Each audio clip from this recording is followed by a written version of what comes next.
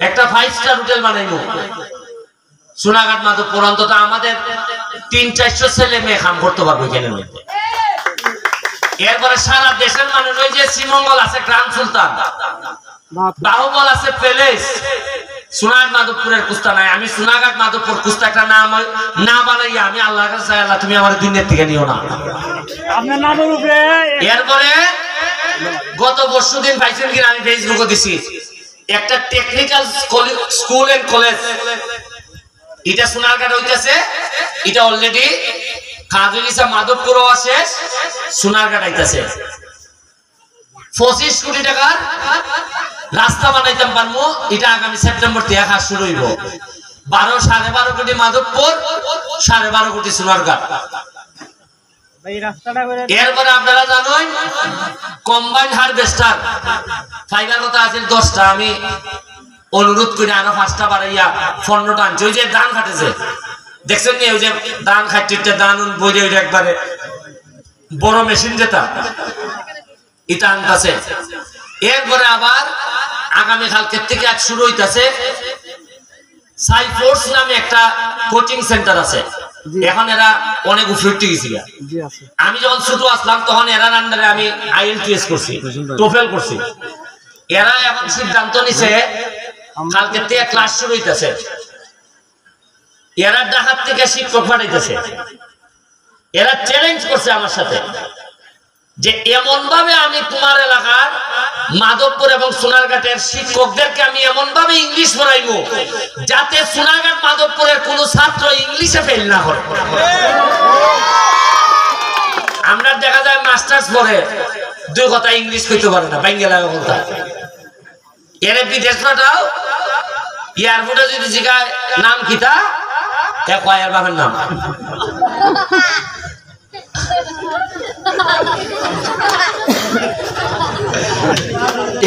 জিগাও যে এ জিগা যে মালয়েশিয়া যাইতাম কোন বিমানে গোটা উঠতাম, এ কিন্তু আমার ইংলিশ লেখা দেখে বুঝে না, মালয়েশিয়ার বিমানে না উঠা জায়গায় আমেরিকার বিমান উঠতো।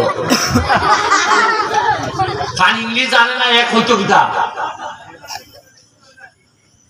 আপনারা এয়ারপোর্টে গিয়ে দেখবেন আপনার অবস্থা, ফট করে তো 3 লাখ টাকা দিয়ে লাইন, 4 লাখ টাকা দিয়ে লাইন যাইতে গা জিগাইছে নিজে এখানে গিয়ে খিতা করবে, একজনে নিজে গায়ে এখানে গিয়ে খিতা করবে। আপনারা তো মনে করেন একটা বিদেশের ভিসা হইলই মনে হয় এখানে মনে হয় টাকা গাছ থেকে পড়ে আর 5 মিনিট করে আইন নেব, যারা গেছে এরা টার হইতেছে খিতা করতেছে। ওরে মাধবপুর, খালি মাধবপুর 100টার মতো ইন্ডাস্ট্রি হয়েছে, 10,000-20,000 করে শ্রমিক এক একটা ইন্ডাস্ট্রির মধ্যে। আমি তো দেখতেছি এমন অবস্থা আগামী 5 বছরের মধ্যে এমন একটা তাল ধরতেছে যে মানুষে আফসোস করবো, হারে সোনারঘাট যদি একটা ফুরি বিয়া দেওয়া যেত। বাইরের মানুষে আফসোস করতে হইব যে সোনারঘাট একটা ফুরি বিয়া দিত। আপনারা যদি খালি আচার আচরণটা ঠিক রাখুন, খাদ্য মাজ্জা কমাই দেন, তাহলে আমরা সোনারঘাটটারে কই নেই দেখুন না আপনারা। এরপরে আপনারা শেষ একটা কথা অনুরোধ করে যাই, আমাদের 5 তারিখ একটা নির্বাচন আছে না? কি নির্বাচন? এরপরে আবার নির্বাচন আইব। কি নির্বাচন আইব? ইউনিয়ন নির্বাচন আইব।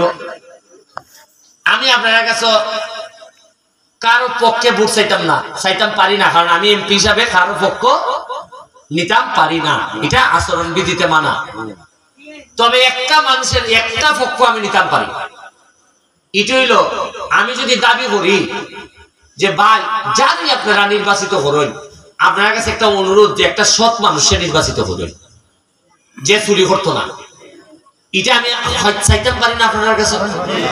কারণ চুরি করলে তো পরে আমারই গিয়ে বিচার দিবা না, যে আমি ব্যারিস্টার তুমি যে বরাদ্দ দিছিলে বরাদ্দ দিয়ে খাই দিছি এরা।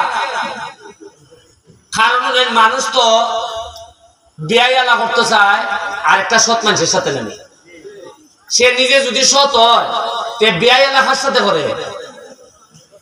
তা আপনারা আমি এমপি, আমার সাথে উপজেলা চেয়ারম্যান আমারে যদি আপনারা মনে করেন যে এই লোকটা সৎ, এ পয়সা মারে না, তাইলে আরেকটা ইয়াং তরুণ যে দৌড়াইতে পারবো, ওরা যদি দেখা যায় 8টার সময় মোবাইল বন্ধ করে বই থাকে, এই ব্যাটারে ভাইটা কোনানো